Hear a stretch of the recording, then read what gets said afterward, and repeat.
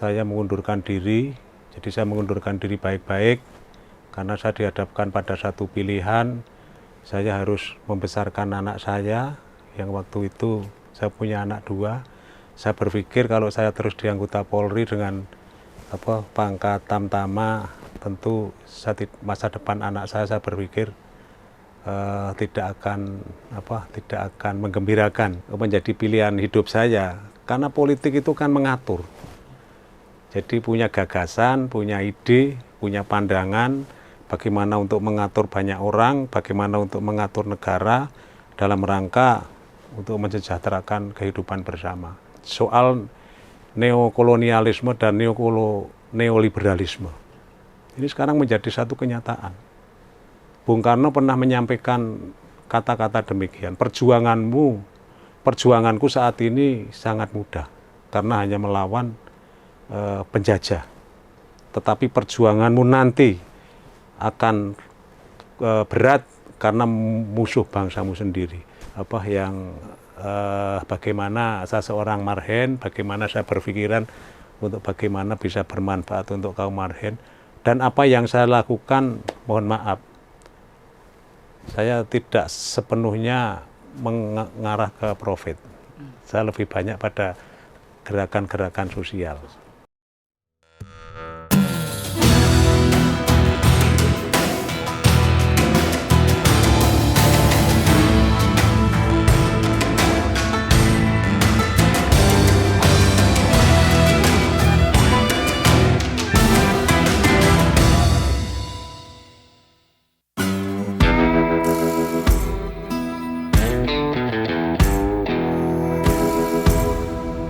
Assalamualaikum warahmatullahi wabarakatuh. Perkenalkan, nama saya Rianto. Saya dari daerah pemilihan Jawa Tengah 3 yang meliputi Kabupaten Pati, Rembang, Blora, dan Gerobokan. Kemudian latar belakang saya, dulu saya anak seorang buruh pasar, kemudian ibu saya juga dari pedagang yang sangat miskin. Kemudian di tahun 78 saya masuk anggota Polri dengan pangkat Balok 1, kemudian saya jalani sampai tahun 92. Saya mengundurkan diri. Jadi saya mengundurkan diri baik-baik karena saya dihadapkan pada satu pilihan. Saya harus membesarkan anak saya yang waktu itu saya punya anak 2. Saya berpikir kalau saya terus di anggota Polri dengan pangkat tamtama, tentu masa depan anak saya berpikir tidak akan menggembirakan. Jadi saya putuskan saya untuk keluar dari dinas aktif Polri. Kemudian saya mencoba untuk bekerja di luar. Awalnya saya setelah keluar saya mencoba untuk menjadi sopir truk. Jadi waktu itu saya mencari pasir, kemudian mencari bahan-bahan bangunan, kemudian dari sana saya nabung dikit-dikit, kemudian alhamdulillah kemudian bisa berkembang. Kemudian juga saya sampaikan bahwa sebelum Orde Baru runtuh, saya masih ingat betul kalau ibu itu ada acara ke Pati, ke Rembang maupun ke Pantura sampai ke Demak, itu saya masih ingat betul masyarakat itu, karena waktu itu saya sudah ada armada truk, jadi pasti pakai truk saya untuk bagaimana mengantarkan masa yang waktu itu situasi sudah mulai memanas. Karena waktu itu jadi kawan-kawan saya itu kan banyak, jadi anggota Polri waktu itu saya di Polsek Winong, Polres Pati, saya bergaul dengan siapapun termasuk kaum-kaum yang termarginalkan. Dari sana timbul satu pemikiran bagaimana agar hidup saya itu bisa bermanfaat. Kemudian saya sampaikan bahwa pada saat Partai PDI Perjuangan membuka kesempatan pemilihan calon gubernur Jawa Tengah, waktu itu Pak Bibit saya ikut, dan waktu Pak Ganjar pun saya ikut. Kemudian di tahun 2014 kami pun ikut mendaftarkan mencalonkan diri sebagai anggota DPR RI. Kemudian di tahun 2019 kami pun ikut, tapi waktu itu belum bisa terpilih. Kemudian almarhum Pak Imam Suroso kapundhut, saya masuk di anggota antar waktu oleh partai. Saya ditugaskan di Komisi 2. Ada beberapa pemikiran yang melatar belakangi kenapa saya masuk di partai politik. Sebenarnya kalau simpatisan saya sudah lama. Hanya waktu itu saya sadar betul kehidupan kawan-kawan anggota DPR itu menurut saya belum bisa memberikan jaminan. Karena banyak kawan-kawan saya yang waktu Orde Baru itu juga sudah menjadi anggota DPR. Kemudian saat itu saya mencalonkan diri menjadi anggota DPR. Saya karena latar belakang saya polisi. Jadi saya itu hanya ingin mewarnai perubahan KUHP nasional sama KUHAP. Jadi saya akan melihat ada hal-hal yang perlu diperbaiki, bagaimana agar dari sisi penegakan hukum, hukum pidana ini dapat sesuai dengan apa yang kita cita-citakan bersama. Saya sering berkomunikasi dengan Prof. Nyoman, pakar pidana Undip, dan pakar-pakar lainnya. Itu saya lakukan karena saya memang punya satu tekad untuk belajar. Kemudian ketika saya ditugaskan partai di Komisi 2, ada beberapa hal yang menjadi pemikiran saya, khususnya yang berkaitan dengan kejahatan pertanahan. Kemudian konflik-konflik pertanahan, sengketa-sengketa pertanahan.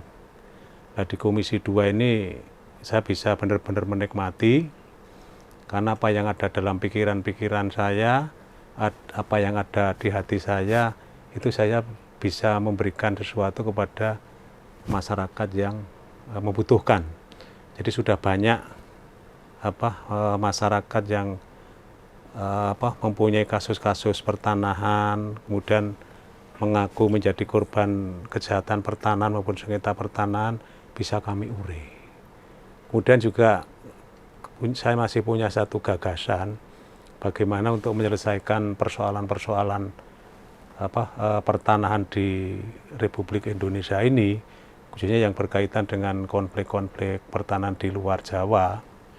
Saya berpikir bagaimana ini bisa dibuatkan satu regulasi yang dapat memberikan satu ruang atau satu solusi. Seperti konflik antara korporasi dengan masyarakat adat, ini kan ada hal-hal yang perlu dicarikan jalan keluarnya. Seperti saat ini kan persoalan pertanahan itu kan yang menangani masih ada beberapa kementerian seperti BPN, Kementerian Lingkungan Hidup, dan Kementerian BUMN. Ini bagaimana agar ke depan konflik-konflik tanah ini bisa terselesaikan secara sistemik. Ini harus ada pemikiran-pemikiran menuju ke sana.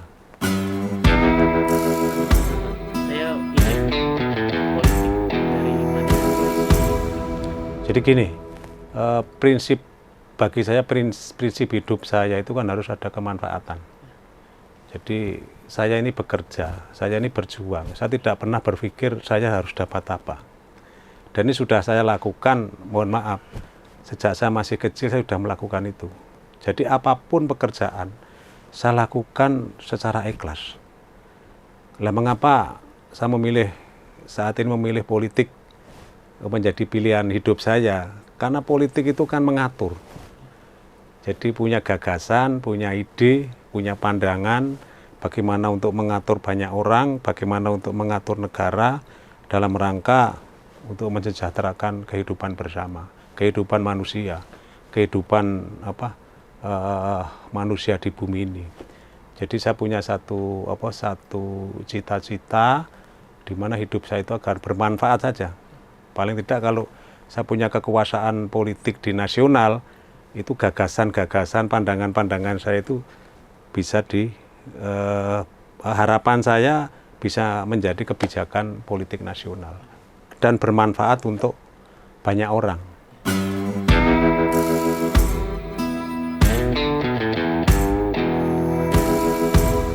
Jadi gini, saya kebetulan orang yang sejak kecil punya hobi membaca. Jadi kalau buku Di Bawah Bendera Revolusi, kemudian Indonesia Menggugat, Nawak Sara dan macam-macam, Sarinah dan macam-macam, itu memang mohon maaf, itu ya saya saya baca berulang-ulang. Jadi kalau saya melihat kenapa saya tertarik masuk di PDI Perjuangan, karena pandangan seorang Soekarno itu saya melihat kalau diterapkan pada saat ini tidak hanya di Indonesia, tapi di bumi ini akan menjadi indah. Itu menurut pandangan. Jadi saya tertarik bagaimana kalau Bung Karno waktu itu tahun berapa? Sekitar 63 tuh yang keluar dari PBB. Karena melihat bahwa organisasi PBB tidak ada kemanfaatannya untuk negara miskin berkembang keluar. Kemudian juga apa yang disampaikan Bung Karno seperti berikan saya 10 pemuda, nanti akan saya guncangkan dunia. Berikan saya 1000 orang tua, nanti akan kucabut Gunung Semeru seakar-akarnya. Kemudian masalah Trisakti, berdaulat dalam bidang politik, berdikari dalam bidang ekonomi, kemudian berkepribadian dalam bidang budaya. Kemudian yang sekarang menjadi kenyataan, soal neokolonialisme dan neoliberalisme. Ini sekarang menjadi satu kenyataan. Bung Karno pernah menyampaikan kata-kata demikian, perjuanganku saat ini sangat mudah, karena hanya melawan penjajah. Tetapi perjuanganmu nanti akan berat karena musuh bangsamu sendiri. Jadi hal-hal seperti ini dalam pikiran waras saya tertarik bagaimana agar gagasan-gagasan Bung Karno, gagasan-gagasan besar Bung Karno ini menjadi satu kenyataan. Dan saya yakin betul, satu misal contoh masalah Trisakti, berdikari dalam bidang ekonomi. Kalau kita kuat dalam bidang ekonomi, kita akan menjadi negara yang super hebat di bumi ini. Ini menurut pandangan-pandangan saya. Dan kenyataannya, ya bisa. Saya berangkat dari anaknya yang waktu itu tidak punya tanah, tidak punya rumah. Orang tua saya ikut nebeng di orang lain. Tapi kenyataannya dengan satu pandangan-pandangan yang saya tertarik dengan pikiran besar Bung Karno, kenyataannya saya bisa masuk di lembaga perwakilan rakyat tingkat nasional. Dan mohon maaf, dukungan kaum bawah, kaum proletariat, alhamdulillah kami itu bisa bergaul. Dan kami juga bisa bergaul dengan level apapun, alhamdulillah itu dapat bergaul. Tapi saya lebih bisa merasakan nikmat hidup saya ketika saya itu bisa menambah energi kaum marhen, menambah cerdas kaum marhen. Jadi saya ada satu kebanggaan.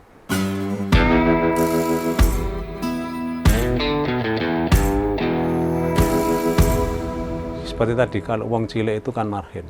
Jadi orang-orang yang memang perlu kita angkat, orang-orang yang belum berdaya, ini perlu kita angkat. Apa yang sudah saya lakukan? Saya banyak memberikan satu edukasi kepada warga masyarakat kelas bawah. Nah, saat ini alhamdulillah mereka sudah mulai memahami tentang arti pentingnya sebuah pendidikan, arti pentingnya sebuah kecerdasan, arti pentingnya memahami tentang masalah-masalah. Dan saya akan berikan contoh. Masyarakat bawah yang sudah bergaul dengan saya, alhamdulillah ketika mengurus sebuah urusan itu tidak dipersulit. Seperti urusan sertifikat, Ya biayanya seperti yang sudah diatur di PNBP, di BPN, PP 128 2015, nggak ada pungli. Kemudian urusan di kepolisian berkaitan dengan SIM, urusan yang kaitannya dengan persoalan-persoalan di Polri, ini setelah kita cerdaskan, masyarakat bawah itu bisa ada keberanian untuk bagaimana memperjuangkan hak-haknya agar diperlakukan sesuai dengan aturan-aturan hukum yang berlaku sejalan dengan prinsip-prinsip Pancasila. Kemudian juga saya mendirikan beberapa lembaga pelatihan bahasa. Ini untuk membantu masyarakat kaum bawah untuk mempersiapkan diri menjadi tenaga migran ke luar negeri. Saya ada lembaga pelatihan Pancadharma itu yang bergerak dalam bahasa Inggris, kemudian juga LPK Budi Utomo ini bergerak dalam bidang bahasa Jepang, kemudian ada lagi satu yang bergerak dalam bahasa Korea. Ini semuanya orientasi pemikiran saya waktu itu, bagaimana saya menyiapkan, membantu pemerintah dalam rangka menyiapkan tenaga-tenaga skill untuk tenaga migran Indonesia. Tapi bisa jadi yang saya siapkan bukan tenaga-tenaga non formal seperti pembantu rumah tangga, saya tidak ke sana. Jadi selama ini alhamdulillah lembaga yang saya bangun sudah memberangkatkan ke Jepang maupun ke Korea. Pasca pandemi ini alhamdulillah sudah lebih dari 1.000 itu yang sudah berangkat ke Korea, dan yang ke Jepang juga sudah ada beberapa. Dan lembaga kami intent berkomunikasi dengan BP2MI gitu. Jadi itu yang